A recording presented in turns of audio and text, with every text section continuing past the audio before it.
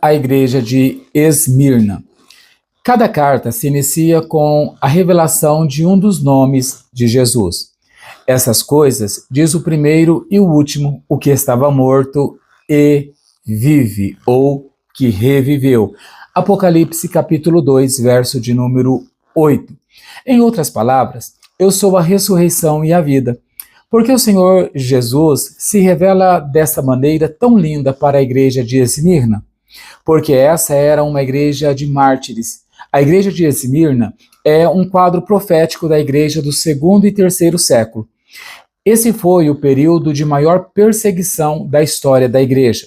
Os romanos tinham uma diversão abominável. Gostavam de ver leões comerem cristãos vivos. No Coliseu, colocavam-se de um lado os leões, que ficavam sem comer nada por até 2 meses, e do outro, os cristãos. O resultado era um rio de sangue. Houve ocasiões em que morreram tantos cristãos que o sangue da arena dava até nos tornozelos. Diz a história que, em certas ocasiões, haviam tantas pessoas na arena que os leões recusavam-se a entrar com medo do auditório, do barulho das pessoas. Os próprios cristãos eram obrigados a atiçar os animais para que fossem atacados por eles. A maioria dos cristãos da igreja de Esmirna morreu na arena, lutando contra leões famintos. A história diz que eles entravam na arena cantando hinos ao Senhor, louvando a Deus. Em Roma, ainda existe o Coliseu, esse terrível anfiteatro com capacidade para 20.000 pessoas. Testemunhou o martírio do maior número de crentes em toda a história do mundo. Em um lugar de tristeza, essa foi a casa da igreja de Esmirna, uma época em que se tornar um cristão era simplesmente comprar um bilhete para a eternidade. Era uma época em que se decidir por Jesus era constituir-se um traidor do Estado. Os cristãos teimavam em dizer que Jesus Cristo é o Senhor. Isto era um crime, uma vez que apenas o imperador poderia ser chamado de Senhor. Este era o enredo da igreja de Esmirna. Primeiro, a revelação do Senhor, Apocalipse 2, verso 8. A palavra Esmirna vem de mirra e significa sofrimento. Essa igreja representa a igreja sob perseguição. É para ela que o Senhor diz: eu sou o primeiro e o último. Eu estou vendo o começo e também estou garantindo o final da história. Eu estive morto, mas revivi. Vocês estão morrendo e vão reviver também. O nome do Senhor supre a nossa fé. O seu nome é tudo o que necessitamos como garantia maior para a vida além desse mundo. A mensagem à igreja: não há reprovação para esta igreja. Todavia, também não há elogios. Aqui, o Senhor conforta e consola. É uma igreja sofredora. Não possui muitas obras porque não tem condições de trabalhar.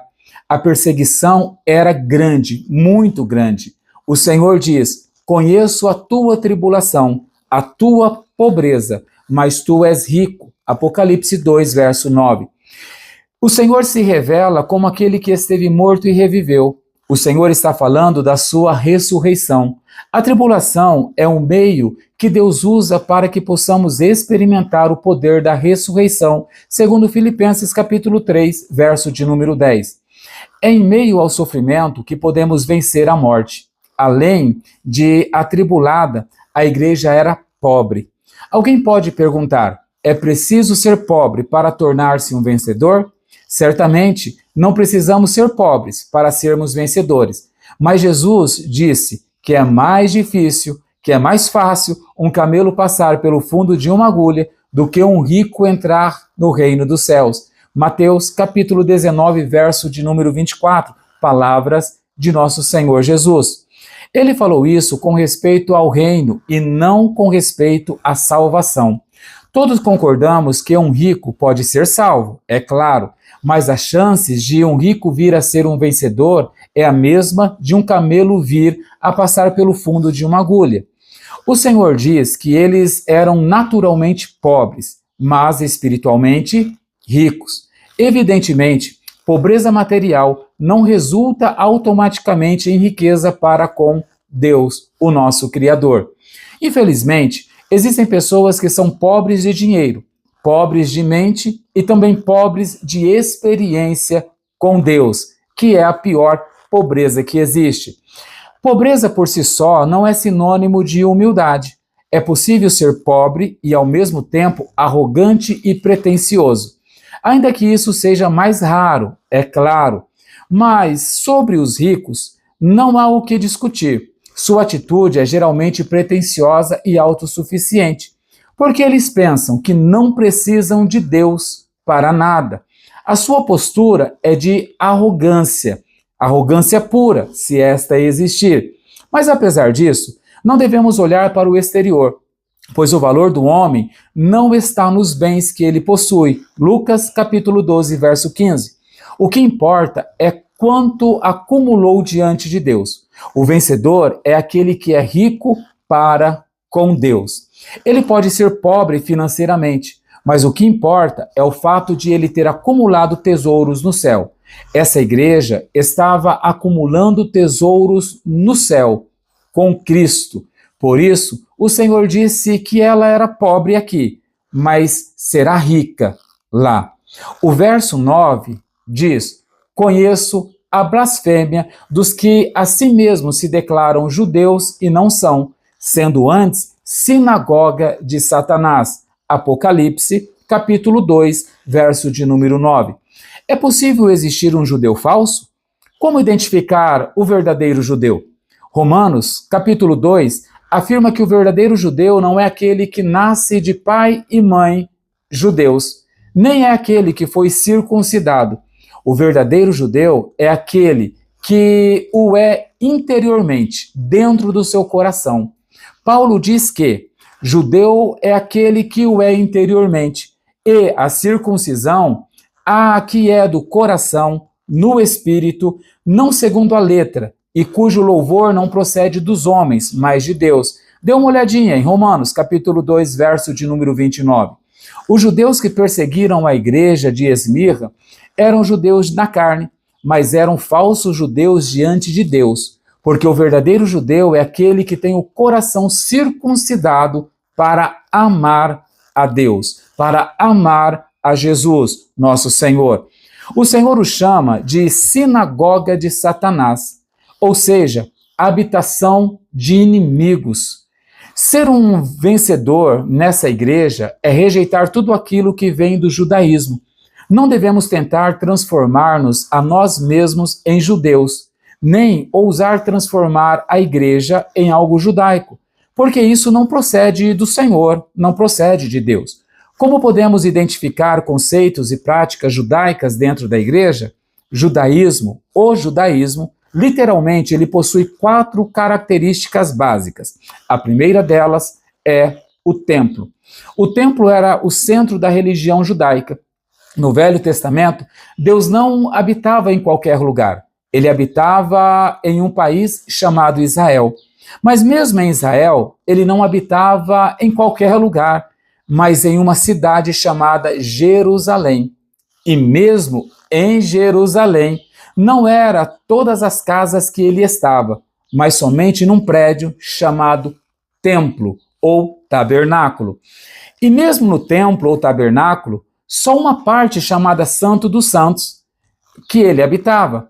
Se um judeu queria adorar a Deus, teria que ir para o templo, porque era lá que Deus habitava. Nós somos o templo de Deus hoje, na atualidade. Estritamente falando, o cristianismo é uma religião que não possui edifícios, nem templos. O judaísmo tinha um templo, nós não os temos mais. Se voltarmos a estabelecer prédios como templos, morada de Deus, encerraremos em um retrocesso ao judaísmo, de onde já saímos ou fomos expulsos.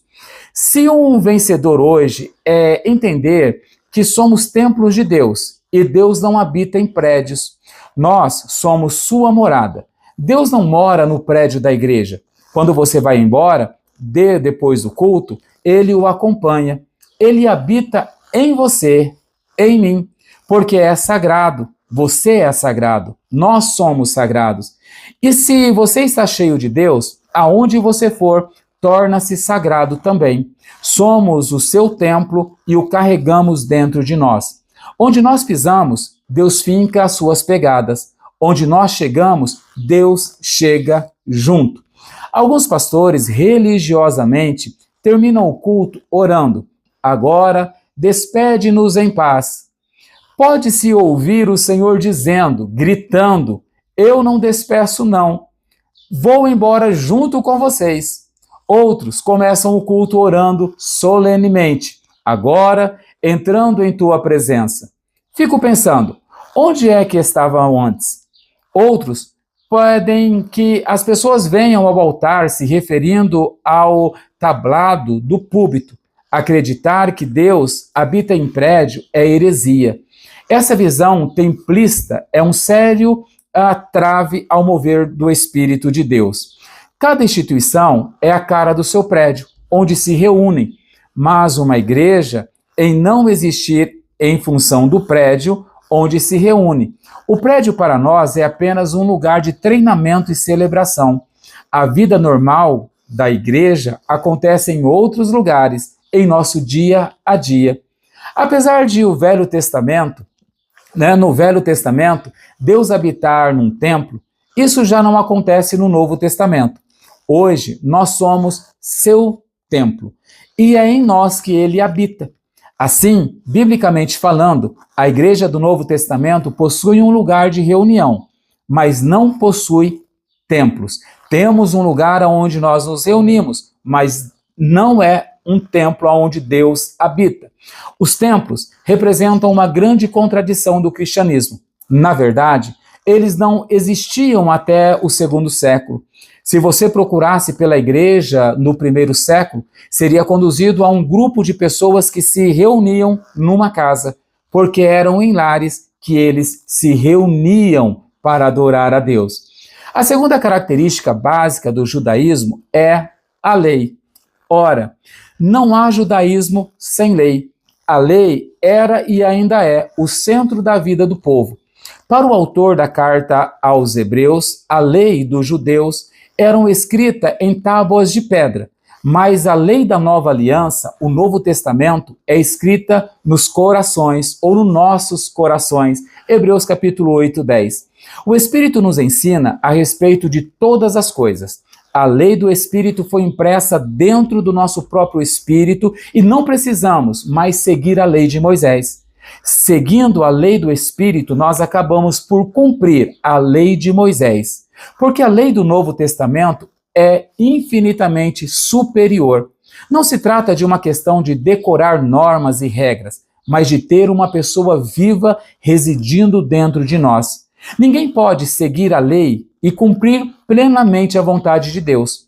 Para isso, precisamos ter a lei do Espírito da vida. Uma pessoa dentro de nós falando conosco, orientando-nos e dirigindo-nos, como é o Espírito Santo dentro de nós. Não temos que seguir nenhuma liturgia ou tradição judaica, como luas novas, festas e coisas semelhantes. Nem devemos mais celebrar a festa dos tabernáculos ou a festa de Pentecoste. Hoje, o nosso Pentecoste é o Espírito Santo de Deus. O nosso tabernáculo é o Senhor Jesus, que desceu do céu e veio habitar conosco e em nós. Ele é o nosso tudo, e o cumprimento de tudo, e tudo se resume nele, Jesus. Porque o fim da lei é Cristo, para a justiça de todo aquele que nele crê. Romanos 10, verso 4. Não devemos mais seguir leis exteriores. O Espírito da verdade nos conduz a toda a verdade. A terceira característica básica do judaísmo é a sua classe sacerdotal. Atualmente, no cristianismo, não existe uma classe sacerdotal. Todos nós somos sacerdotes do Senhor. Como diz Pedro, vós, porém, sois raça eleita, sacerdócio real, nação santa, povo de propriedade exclusiva de Deus, a fim de proclamardes as virtudes daquele que vos chamou das trevas para a sua maravilhosa luz. 1 Pedro, capítulo 2, verso 9. Os irmãos de Esmirna eram perseguidos por esses falsos judeus que queriam transformar a igreja em um pedaço de Israel. Hoje, infelizmente, também temos pessoas que querem transformar a igreja numa sinagoga judaica. A quarta característica distinta do judaísmo é as promessas de Deus. Distinta do judaísmo são as promessas de Deus. O Senhor cumprirá as promessas feitas aos judeus porque Ele é fiel. No entanto, Hebreus diz que nossas promessas são superiores, porque são baseadas em uma aliança superior. Agora, com efeito, obteve Jesus ministério tanto mais excelente quanto é Ele, também mediador de superior aliança, instituída com base em superiores promessas. Hebreus, capítulo 8, verso de número 6. Finalmente, o Senhor diz a esta igreja: não temas as coisas que tens de sofrer. Eis que o diabolos está para lançar em prisão alguns de vós, para ser dispostos à prova. E tereis tribulação de 10 dias. Apocalipse 2, verso de número 10. Como não ficou na história nenhum registro acerca de uma tribulação específica de 10 dias, cremos, mais uma vez, que se trata de algo simbólico e profético na Bíblia, em que um período de 10 dias é mencionado. Precisamos entender o sentido à luz da própria palavra. Há outras duas delas. No Antigo Testamento falam de um período de 10 dias. A primeira foi quando Abraão mandou Eliezer à terra de seus pais para buscar uma esposa para Isaque. Quando o servo de Abraão chegou ao destino, escolheu Rebeca. A família pediu-lhe 10 dias para despedir-se da moça. Gênesis, capítulo 24, verso 55. O segundo caso se deu com Daniel, Ananias e Misael e Azarias. Pediram ao rei, ao cozinheiro do rei, Nabucodonosor, para não se alimentarem da comida real, imprópria aos judeus, mas apenas de legumes e água durante 10 dias.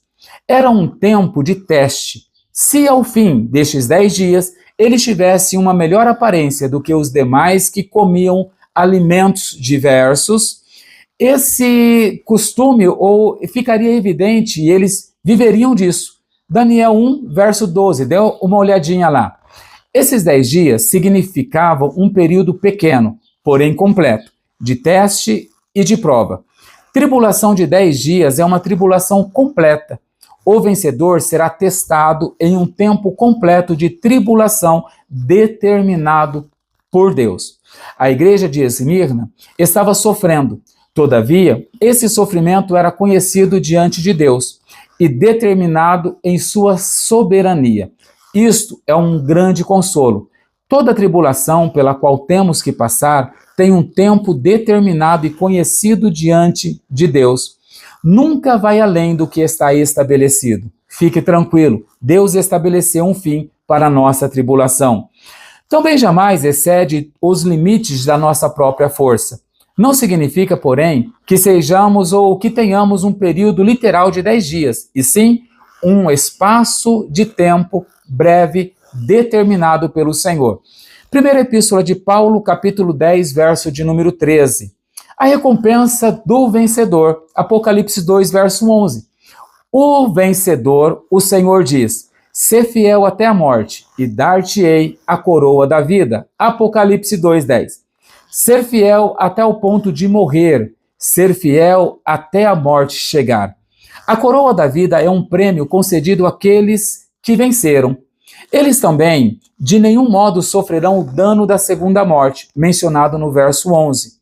Quem tem ouvidos, ouça o que o Espírito diz às igrejas. O vencedor, de nenhum modo, sofrerá dano da segunda morte. Apocalipse 2, verso 11. Esse dano refere-se ao prejuízo que alguns crentes terão por ocasião do tribunal de Cristo. Preste atenção, tribunal de Cristo. Embora a segunda morte não tenha poder sobre nós, pode-se vir a sofrer algum dano semelhante. Escrevendo aos Coríntios, Paulo literalmente diz que nossas obras serão testadas diante de Deus pelo fogo. Manifestar-se-á, irá se tornar a obra de cada um, pois o dia a demonstrará, porque está sendo revelada pelo fogo. E qual seja a obra de cada um, o próprio fogo o provará. Primeira Epístola de Paulo aos Coríntios, capítulo 3, verso 13. Todavia, sabemos que a obra de alguns se queimará, por serem desqualificadas, mas eles mesmos não serão salvos, ou não serão salvos como que através do fogo. Se permanecer a obra de alguém que sobre o fundamento edificou, esta receberá, ou este receberá galardão. Se a obra de alguém se queimar, sofrerá ele dano, mas ele mesmo será salvo, todavia, como que através do fogo. 1 Coríntios 3, 14 e 15. Observe que o crente com boas obras ou com obras erradas sofrerá um dano por meio do fogo. Ele mesmo será salvo, mas haverá um dano. Este é o dano da segunda morte. O vencedor não sofrerá de forma alguma esse dano ou essa disciplina. Que nós, como igreja, possamos ficar firme em Cristo. E quando eu digo que o cristianismo ele não tem igreja, não estou abrindo espaço para os desigrejados. Nós somos a eclésia, a igreja de Cristo. Porém, nos reunimos em um templo, onde todo o corpo se reúne para adorar, louvar e exaltar a Deus. Esse templo deve ser bem cuidado, deve ser zelado, deve ser um templo que também reflita a imagem do nosso Criador, porque é o lugar onde nós nos reunimos para adorar. Porém, Jesus não habita mais em templos feitos por mãos de homens. Segure firme, aguente os 10 dias de tribulação, provação, porque é um tempo determinado por Deus. E Deus não vai permitir que venha uma tentação, uma provação maior do que as nossas forças, porque fiel é Deus, como foi fiel para a igreja de Esmirna. Fique com Deus, seja feliz.